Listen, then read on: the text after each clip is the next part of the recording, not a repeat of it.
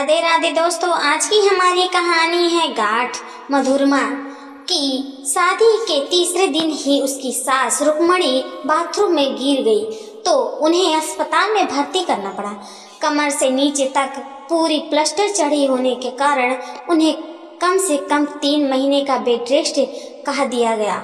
इतना सुनते ही सभी मेहमान जल्दी से जल्दी घर जाने की तैयारी करने लगे। यहाँ तक कि सबसे पहले देव की बहन ने जाने की तैयारी कर ली। देव ने बहन की बहुत विनती की, दीदी आप तो रुक जाइए, मम्मी की ऐसी स्थिति में आप भी चली जाएंगी तो मैं क्या करूँगा। मधु को अभी कुछ पता नहीं है, अभी उसके पगफेरे की रस्म भी नहीं हुई है, मैं कैसे रुक सकती हूँ। ऐसे तो मैं रिसेप्शन तक रुक जाती, लेकिन अब रिसेप्शन तो होगा नहीं, इसीलिए रुकने से क्या फायदा। अब मम्मी की जिम्मेदारी तुम लोग की है, तुम लोग खुद समझ लो कि तुम्हें कैसे क्या करना है। देव ने शादी में आई बुआ, मौसी, मामी सबसे रुकने को कहा, लेकिन कोई भी एक दिन के लिए रुकने को तैयार नहीं हुआ। देव बहुत परेशान हो गया, उसकी समझ में नहीं आ रहा था कि क्या करेगा। मधुरमा ने उसके कंधे पर हाथ रख दिया, जब मैं हूँ तुम्हारे साथ हूँ तो तुम्हें किस बात की चिंता मत करो।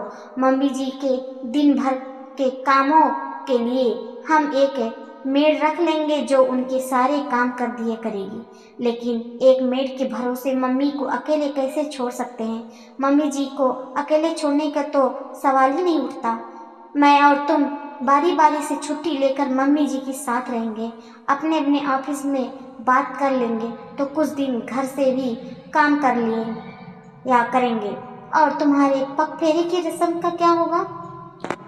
कोई भी रस्म व्यक्ति से बड़ी नहीं होती, पगफेरे की रस्म मम्मी के ठीक होने के बाद हो जाएगी। नई नवेली पत्नी की इस बात ने देव को मुग्ध कर दिया।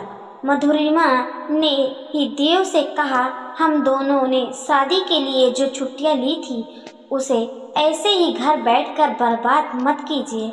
आप कल से ऑफिस चले जाइए, मैं घर और मम्मी जी को मैं देख लूंगी। मधुरिमा के कामों में कुशलता की कमी आवश्यक थी, पर और सम्मान की कोई कमी नहीं थी। वह अधिक अधिक रुक्मणी के पास बैठकर उनका मन बहलाकर प्रत्यन करती और उनके खाने पीने का बहुत ख्याल, लेकिन जब भी कोई रुक्मणी से मिलने आता तो कहती, आजकल की लड़कियों सेवा करना तो जानती ही है, मेरे घर में ही देख लो सेवा ना करनी पड़े इसलिए मेड रख दी गई। अभी मेरी बेटी आ जाए तो घर भी अच्छी तरह संभाल लेगी और मेरा देखभाल भी कर लेगी। मैंने कई बार भी कहा, लेकिन देव हर बार मेरी बात टाल देता है, कहता है कि बेटी को अपने घर ही की जिम्मेदारी संभालने दो, आपके लिए हम दोनों कृतज्ञ हैं। उसे क्या पता कि बहू कभी बेटी नहीं बन सकती। मधुरिमा को सुनकर बहुत बुरा लगता और दुखी भी बहुत हुई, लेकिन उसने यह बात देव को कभी नहीं बताई, क्योंकि अभी वो इस घर के लोगों या देव के विषय में अधिक नहीं जानती थी। हो सकता है कि देव उसे ही गलत समझ ले, साथ ही वह इस सच्चाई से भी भली प्रकार से परिचित थी कि बहू चाहे कितना भी कर ले वह बेटी नहीं बन सकती। वह चुपचाप अपना कर्तव्य करती रही। 15 दिन बाद देव उससे कहा, मधु तुम सुबह सिर्फ नाश्ता बना दिया करना, मुझे छुट्टी तो नहीं मिली, हाँ लेकिन 15 दिन तक घर से कार्य करने की इजाजत मिल गई है। 15 दिन मैं माँ की सेवा करूँगा, इतने दिन के लिए तुम ऑफिस जा सकती हो। दूसरे दिन से मधुरमा ऑफिस जाने लगी। एक हफ्ते बाद दोपहर को मेड ने दरवाजा खोला तो मोहल्ले की सालू आंटी थी। रुक्मणी को यह तो मालूम था कि देव घर में ही है, लेकिन उन्हें यह भी पता था कि वह हेडफोन लगाकर काम करता है, इसलिए उनकी और सालू की बात सुनने का तो प्रश्न नहीं उठता। वह निश्चित होकर आपस में बात करने लगी।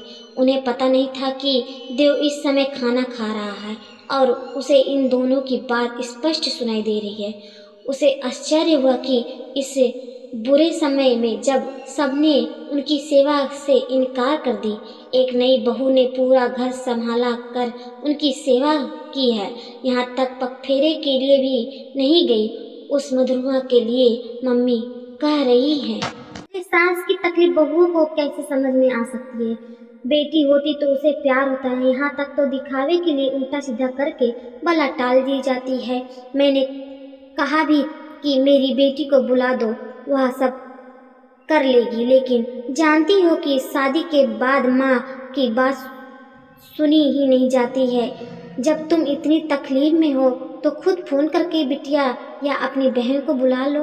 पता नहीं मेरे फ़ोन में क्या हो गया है कि किसी भी रिश्तेदार का फ़ोन लगता ही नहीं। जाने कितने बार देव और बहू से ठीक कराने के लिए कह चुकी हूँ, लेकिन कोई सुनता ही नहीं है।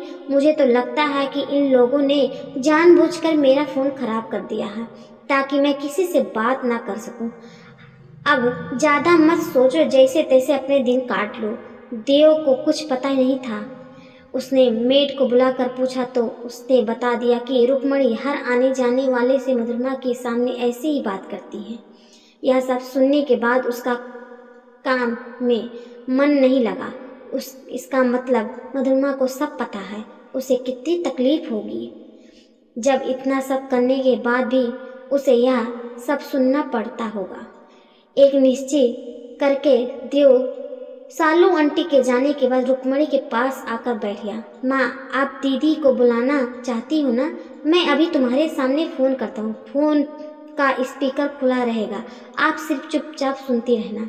देव ने अपनी बहन को फ़ोन किया और फ़ोन उठाते ही उधर से बहन ने कहा, देव, मम्मी मुझे बार बार फ़ोन करके परेशान कर रही हैं, इसीलिए मैं उन्हें ब्लॉक कर दी हूँ।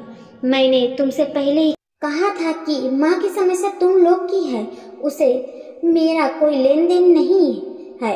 लेकिन दीदी, मम्मी आपको बहुत याद करती है, कुछ दिन के लिए आकर उन्हें देख तो जाइए।